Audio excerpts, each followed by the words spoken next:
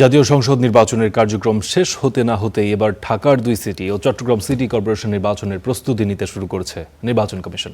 এ বিষয়ে স্থানীয় সরকার বিভাগ ইতিমধ্যে নির্বাচন কমিশনের কাছে চিঠি পাঠিয়েছে। আগামী সপ্তাহে নিয়ে বৈঠকে বসছে কমিশন।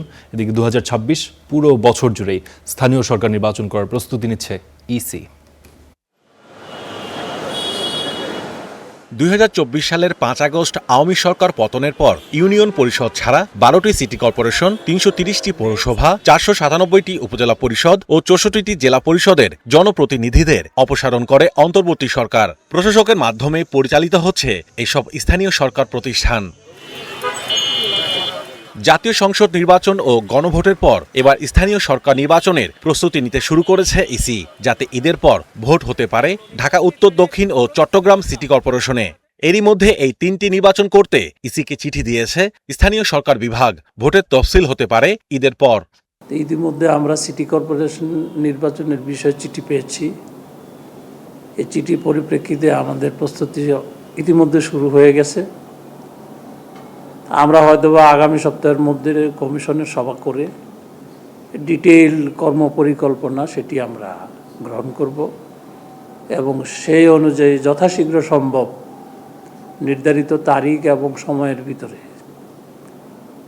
ইনশাল্লাহ আমরা আবার একটা সুন্দর নির্বাচন অনুষ্ঠানের আয়োজন করব।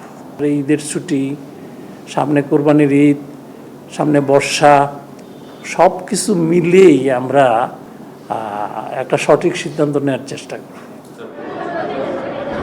পর্যায়ক্রমে বাকি 9টি সিটি কর্পোরেশন সহ জেলা পরিষদ, পৌরসভা ও উপজেলা পরিষদের ভোট আয়োজনের কথা ভাবছে নির্বাচন কমিশন। সব মিলিয়ে চলতি বছর জুড়ে নির্বাচন নিয়ে ব্যস্ত থাকতে হবে কমিশনকে। রাষ্ট্রপতি নির্বাচন, তারপরে সংরক্ষিত মহিলা আসন নির্বাচন, পৌরসভা নির্বাচন, উপজেলা নির্বাচন, জেলা পরিষদের বিষয়টা কি হবে এখনো সিদ্ধান্ত হয়নি, ইউনিয়ন পরিষদ নির্বাচন।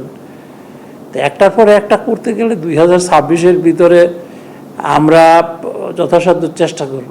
দ্রুত ভোটার তালিকা হালনাগাদ, নির্বাচনী এলাকার সীমানা নির্ধারণ এবং নির্বাচনী কর্মকর্তা নিয়োগ সহ সব প্রস্তুতি গ্রহণ করবে বলে জানিয়েছে কমিশন। ভবিষ্যতেও আরও নিরপেক্ষতার প্রমাণ আমরা ইনশাল্লাহ রাখব। Mahmudul Hasan, star news, Dhaka.